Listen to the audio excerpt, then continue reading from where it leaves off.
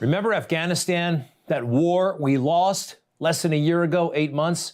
It's easy to forget. They want us to forget, but we can't forget. And they want reports like this to be buried. It came out from the DOD, casually released, but we lost officially $7.12 billion worth of military hardware. We just left it in Afghanistan.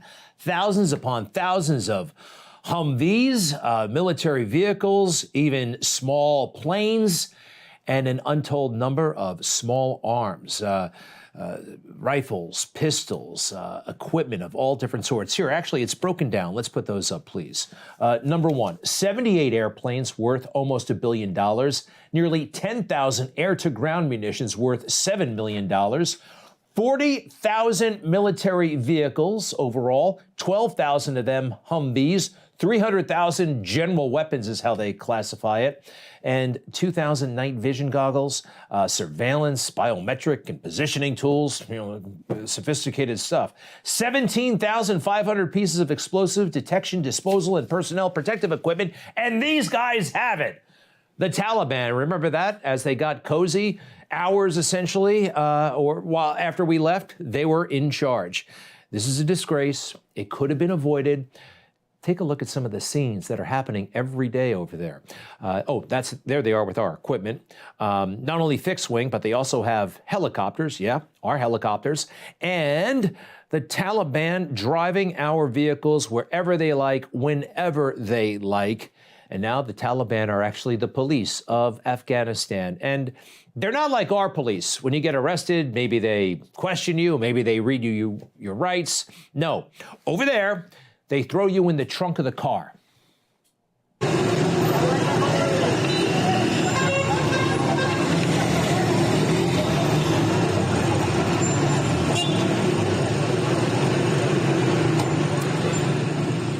I mean, Black Lives Matter. Seriously, maybe they should set up a bureau in Kabul. What do you think? These are borderline atrocities, if not outright atrocities, and the world seems to be totally fine with it. After all, this is Joe Biden's catastrophe, so we don't want to highlight it, do we? I'm not going to cooperate. The lives that we lost are on Joe Biden, and he does not give a damn. We all saw that. Remember, during the campaign, they said that this guy, Joe Biden, had a big heart, and they kept on talking about, well, his own personal tragedy, as if that gave him insight into so much. We now know it didn't. We have a president-elect who's all too familiar with personal pain, stepping up to be the consoler in chief because he has to in this moment. But the thing about him that no one can deny is that he really is somebody of unbelievable empathy. We're seeing Joe Biden attempting to fill that void, if you like, of, to use your phrase, the consoler in chief. We're blessed, and we're just blessed as a country that we have a guy like that can step up right now. You need a consoler in chief. It's unbelievable. I don't believe Joe Biden has empathy. I don't believe he's the consoler in chief. So much we learned when those bodies came home. Those coffins, those flag-draped coffins, in his home state, by the way, Dover, Delaware. And what did Joe do? He couldn't wait to get out of there. Remember, looking at the watch? How could he ever come back from this? I think at that moment, he lost whatever hope he had to be the leader of this country, looking at his watch. And of course, that was actually covered up by the mainstream media. This disgraceful moment, covered up. If you look, this wasn't the only one, of course. The COVID deaths, when Joe was running for office, every milestone he commemorated, 100,000, 200,000, 400,000. Then he became president, and each one became a little bit smaller, to the point that they were only saying very brief comments, making one paper statement, and then Joe started to literally laugh it off. Here's his reaction. When it was 800, when we hit 800,000 COVID deaths, what did the consoler-in-chief do? President Biden, on 800,000 coronavirus deaths, if you have a statement on your responsibility, why haven't you asked China to do more to be transparent on the origins? Unbelievable empathy, right? The consoler-in-chief. The consoler-in-chief. What a fraud. All of it. And all of them for telling us that stuff. Back to the weapons in Afghanistan, $7.12 billion worth. This is not a surprise problem. This is something that has plagued the United States in previous conflicts. President Trump warned about it the very day he declared for president, June 16th, 2015. He was so frustrated about all the stuff we left in Iraq. We spent $2 trillion in Iraq. $2 trillion. We lost thousands of lives. Last week I read 2,300 Humvees. These are big vehicles were left behind for the enemy. 2,000, you would say maybe two, maybe four? 2,300 sophisticated vehicles they ran. Of course not. Now, other politicians have addressed it. Actually, Joe Biden did. The second of 3 times. How many times did he run for president? The second time he ran for president in 2008. Listen to this. It makes a big difference how we end this war. And it makes a big difference to tell the American people the truth about what our options are in ending this war. If tomorrow the order goes out from I'm President of the United States, I issue an order, end the war today, begin to withdraw all American troops. It will take a year to get the American troops out. Do you hear me now? That's the truth. It will take a year to get them physically out. Now, if you leave all the equipment behind, you might be able to do it in 7 months.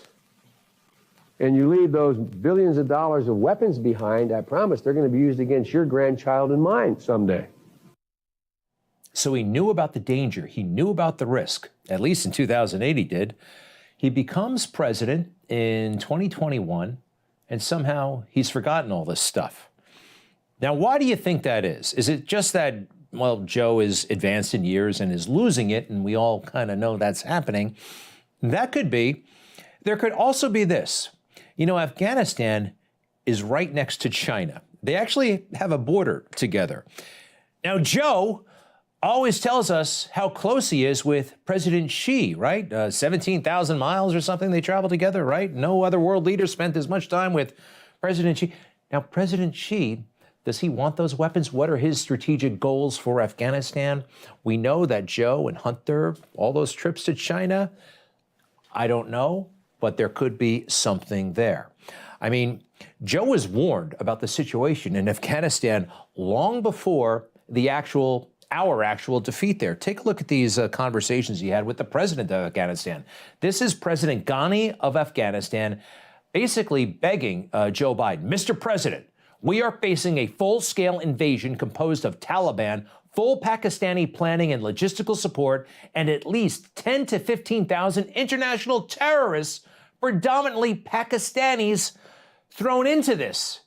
Now, Joe's response, by the way, is all politics, all optics. I need not tell you the perception that things aren't going well in terms of the fight against the Taliban. And there's a need, whether it is true or not, there is a need to project a different picture. This is what you get, a congenital liar as president. Whether it is true or not, all about optics, all about image. So we lost Afghanistan in August. 2 months before, what are our generals doing? General Milley, virtue signaling to Congress. He really should be sweating the withdrawal, the logistics, all of it. No, he just wants to show off about some silly book he read about critical race theory. And I personally find it offensive that we are accusing the United States military, our general officers, our commissioned, non-commissioned officers, of being, quote, woke or something else because we're studying some theories that are out there. That was started at Harvard Law School years ago, and it proposed that there were laws in the United States, antebellum laws prior to the Civil War, that led to a power differential with African Americans that were 3/4 of a human being when this country was formed. And then we had a Civil War and Emancipation Proclamation to change it. And we brought it up to the Civil Rights Act in 1964. It took another 100 years to change that. So look, I do want to know. Think of all the time he spent studying that garbage and not doing his job. not thinking about how we're going to get this military hardware out of Afghanistan. We did it in previous wars. Sometimes it was messy. Hey, getting out of Vietnam, you know, they threw some helicopters overboard. They destroyed equipment rather than let it get into the hands of the enemy. Iraq was a mess, but at least it was somewhat more orderly than Afghanistan. Take a look. They packed up the gear. Yeah, it was an orderly withdrawal, yet we still left millions of dollars worth of stuff. So back to Afghanistan. Why was it so bad? How did it get so bad? Who's responsible? There are a lot of people responsible, probably. You know, we have some corrupt, woke generals, but the buck does stop with Joe Biden. How could he have gotten it so wrong? Let's ask Barack Obama. Legendary statement he made about Joe Biden. Don't underestimate Joe's ability to F things up. Well, he certainly had Joe's number, didn't he?